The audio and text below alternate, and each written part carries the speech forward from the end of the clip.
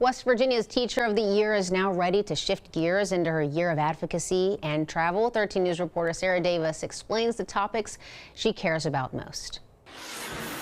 A new set of wheels to advocate for more students across the state of West Virginia. This year's Teacher of the Year now has the literal key to do just that. My job is teaching, but I think I learn is just as much as I teach from my students. Tiffany Barnes is a special education teacher at Wheeling Middle School in Ohio County and the newest state representative of public school education. Today's gift from Toyota gives her the ability to travel all across the state and advocate for her corner of the field and the issues that are present. She says special education students and educators don't always get the attention they deserve, and she cannot wait to make West Virginia schools a better place for students of all abilities. And everyone has a specific role, and we're all doing the best that we can. So sometimes at the end of the day, it's a little bit of a whirlwind.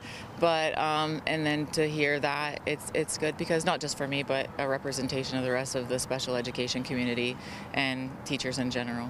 Barnes says as she gets behind the brand new wheel, she is hopeful for what good can come out of this experience.